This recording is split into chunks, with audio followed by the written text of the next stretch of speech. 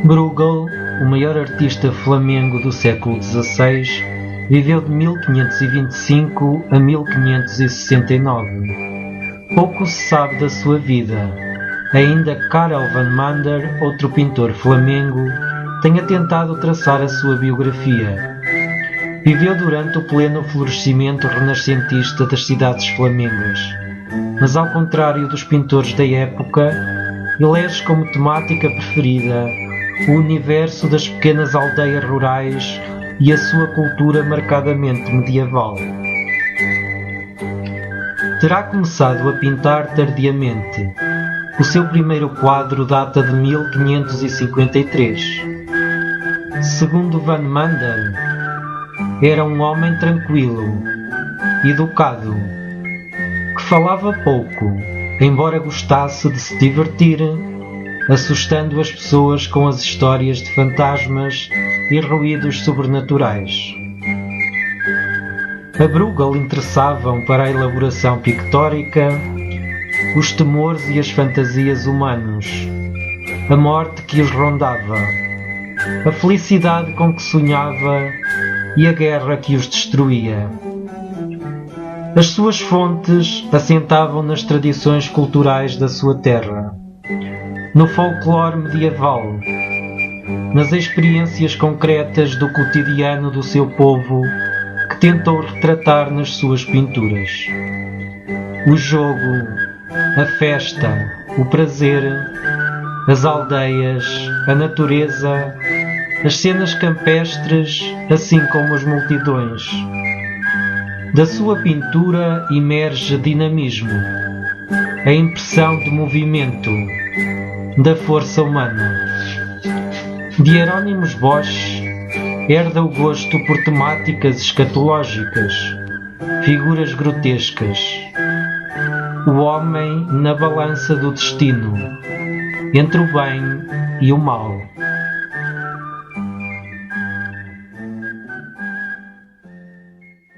Vejamos como Bruegel aparece no sonho de Fernanda Botelho, autora do romance Esta Noite Sonhei com Bruegel.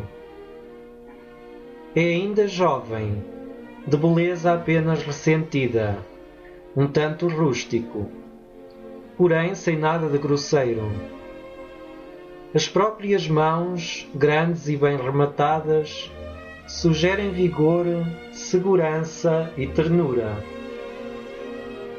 Nesta paisagem onírica, Luísa, a personagem central do romance, segue Bruegel, que a conduz através de um cenário cor de chumbo, que é também pano de fundo para o enérgico moinho.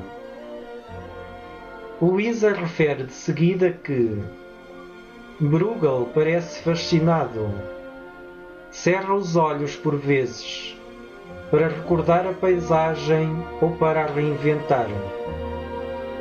Na descrição do sonho com Bruegel, a personagem Luísa, mais do que o olhar sobre uma pintura, dá-nos, a partir do texto do romance, a sugestão de movimento, de cenas sequenciais, em que não é difícil ao leitor criar para si mesmo uma realidade fílmica, hipotética, a partir do texto.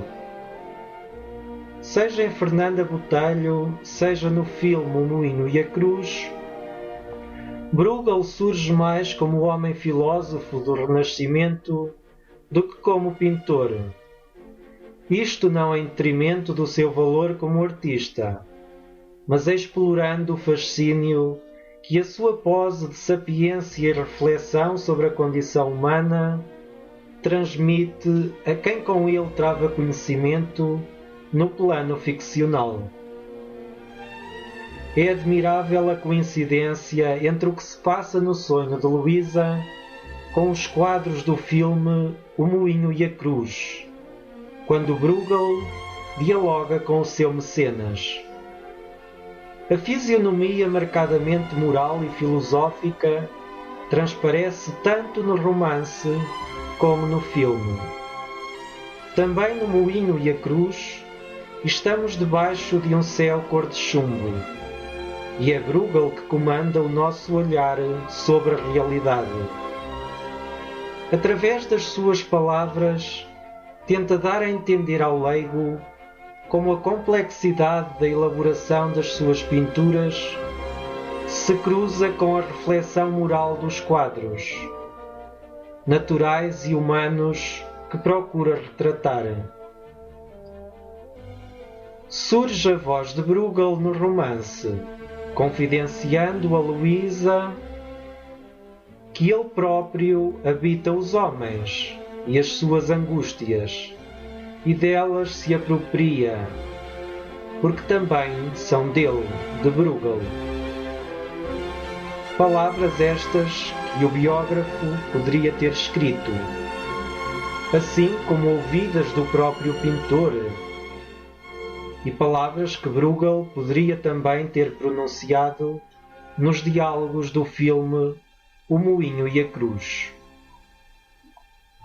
O olhar de Luísa sobre o cenário em que habita no sonho com Bruegel é pleno de cores, pormenores detalhados sobre as pessoas e sobre as ações. Neste sentido, Fernanda Botelho, mais dominada aqui pela preocupação de transmitir movimento e não a fixidez de elementos de uma pintura.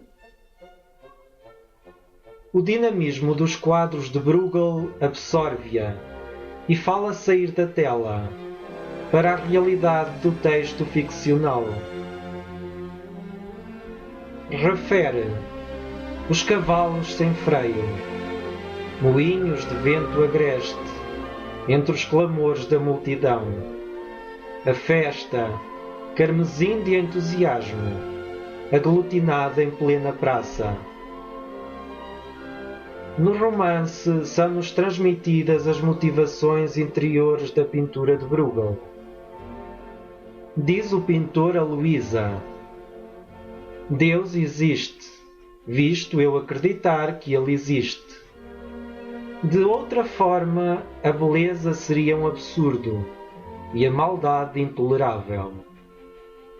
Depois da procura da justiça divina nos homens, Bruegel fala com Luísa sobre o conceito de beleza.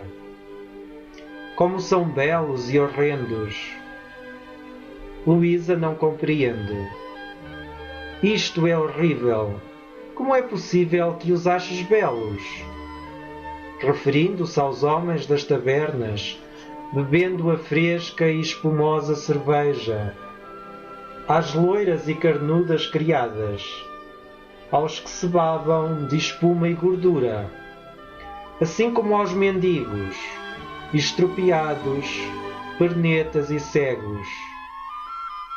Bruegel acha bela a vida dos seus concidadãos, a energia que emerge dos seus corpos rubicundos, uma espécie de força telúrica que move homens e mulheres da Flandres do século XVI, assim como todo o lado trágico e horrífico das guerras religiosas, da pobreza, da doença.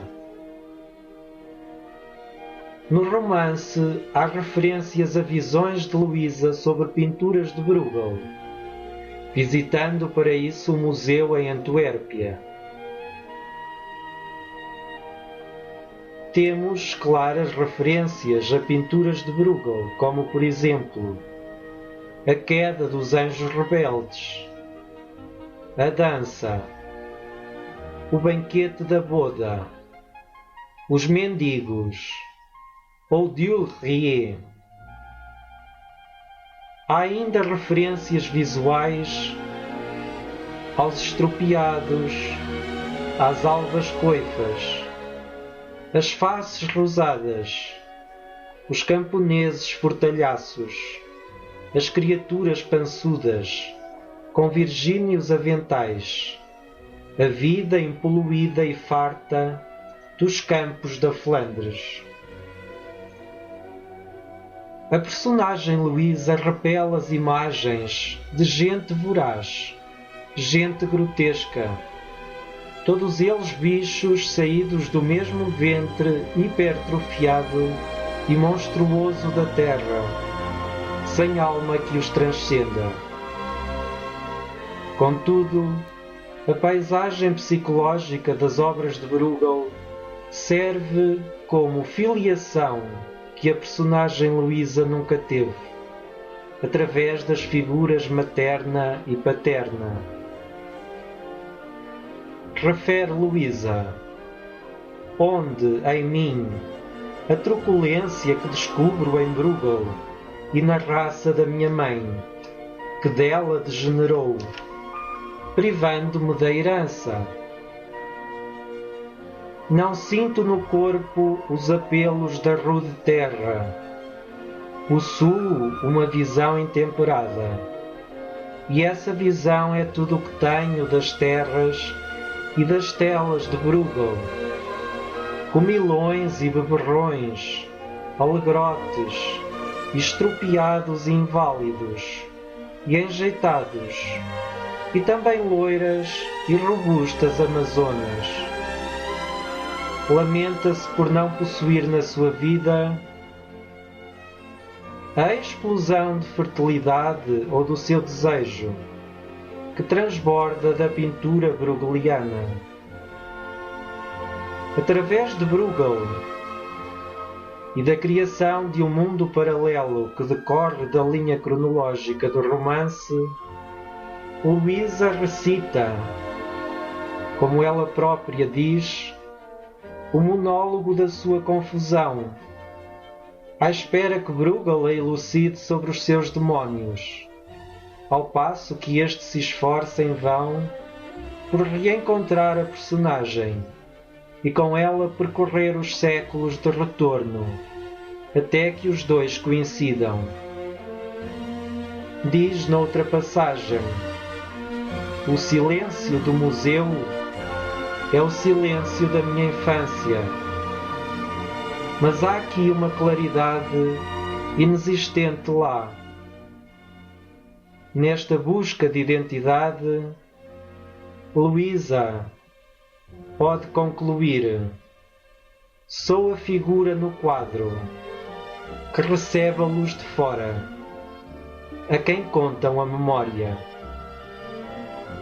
E assim procura o seu lugar do mundo, assemelhando-se Luísa a uma das mulheres dos quadros de Bruegel. Em 1564, a Flandres sofre a brutal ocupação pela Espanha de Filipe II. Liderando o movimento da Contra-Reforma, procurava dominar o crescimento do protestantismo fortemente presente naquela região. É nesse ano que o pintor Peter Bruegel cria a pintura A Subida ao Calvário, resultado da encomenda de um banqueiro seu mecenas. Bruegel utiliza a alegoria para, a partir da paixão e crucifixão de Cristo, contextualizar a situação da Flandres de então. Durante 92 minutos, o filme do realizador polaco Lech Wałęsy, no original The Mill and the Cross, conduz-nos a uma viagem adentro da pintura de Peter Bruegel.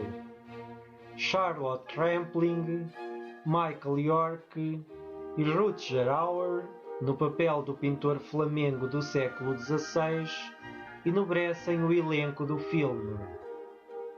A película reveste-se de maior complexidade na sua produção, dado que, além das habituais preocupações, aqui a câmara filma de acordo com velocidades atípicas, de modo a sensibilizar o espectador para a subjetividade do fator duração, advindo da concentração do filme na pintura de Bruegel.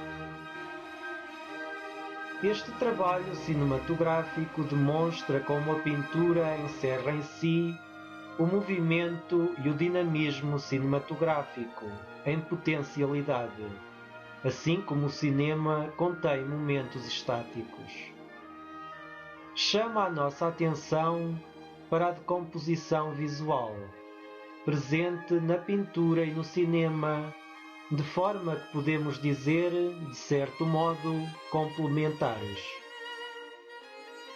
Este filme retarda o movimento e ajuda-nos a entrar no cerne da pintura de Bruegel, que prima pela abundância de personagens, pela exuberância e exotismo da paisagem, pela dramaticidade histórica e pela condensação de significados e significantes que transvasam da função entre dois acontecimentos históricos, a paixão e morte de Cristo e as guerras religiosas na Flandres. A profissão de fé da pintura de Bruegel dá a entender que a sugestão do movimento permite à imaginação o desdobramento temporal e espacial, de modo a dar vida e continuidade à sua pintura. O seu quadro é apenas o ponto de partida para uma construção de imagens que nele se encontram inscritas, mas não explícitas no tempo.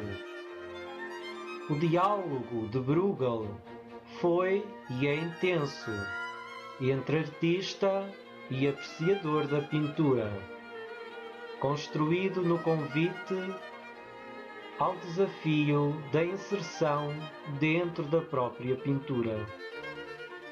Para Bruegel, uma parte do quadro permanece inacabada. O nosso próprio espaço, atitude e figuração. Se neste imenso cenário há lugar a 500 personagens, haverá na acessão do pintor um lugar por ocupar, um posicionamento existencial do destinatário da obra de arte. E neste diálogo consiste a grandeza de Bruegel, a capacidade de abarcar na sua arte os homens presentes, passados e futuros. E se a pintura tem o poder de evocação do filme humano ininterrupto, que diálogo construirá o cinema com a pintura neste filme? Será um mero mecanismo de ampliação do zoom e da velocidade de cenas retratadas? Pensamos que o cinema, em O Moinho e a Cruz, consegue a proeza de desvelar o fulcro, ou pelo menos um deles, da relação entre as duas artes. A memória. Pois não é a memória o objetivo último da obra de arte? Por mais que olhemos para a pintura ou assistamos à película, é na nossa memória, pessoal e coletiva, que a arte se reproduz com mais fecundidade. Com menor ou maior velocidade, numa tela ou numa fita cinematográfica, o suporte último da imagem é a nossa retina, que a conduz ao labirinto das estruturas, significados e significantes que assumirão em nós. Quem não tem memória não aprecia nem vive a arte. A imagem que vê no momento presente transforma-se em sombra passageira que não persiste, nem pode ser evocada. Outro ponto de capital importância no diálogo entre pintura e cinema neste filme prende-se com a subjetividade da percepção do movimento pelas pessoas, que o fazem a diferentes ritmos. Mostra como a intensidade da cena implica um tempo mais lento e a banalidade um ritmo acelerado. Temos aqui presente a ideia de que o tempo, enquanto cena também no cinema, existe para ser transformado na consciência do espectador. O filme é uma vitória do equilíbrio entre estas duas artes, não se degladiando entre si, cada qual mantendo a sua identidade e linguagem. O ponto comum é que também na vida diária, as imagens que construímos de nós mesmos e do mundo que nos cerca, são elas construídas e hierarquizadas segundo tempos, durações e intensidades diferentes, pelo poder que temos, mais do que o olhar dos outros animais, de manipular e recriar aquilo que vemos, através da consciência e da memória.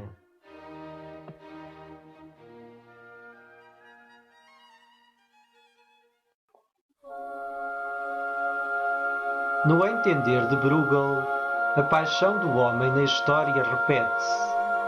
No século XVI espelham-se na subida para o Calvário novos carrascos, novas vítimas, novas culpas e novos caminhos de redenção. Pensamos que o pintor tinha plena consciência ao dar vida a esta multidão de pessoas presas a uma tela, de que o seu drama individual e coletivo se perpetuaria, infelizmente, na futura história dos homens e mulheres, com os algozes perseguindo, na intolerância e brutalidade, as vítimas das normas morais que persistem em excluir, carregar com a cruz e tantas vezes crucificar os seus semelhantes. A alegoria utilizada em 1564 na pintura Subida ao Calvário mantém-se plena de significado para o homem de hoje do século XXI.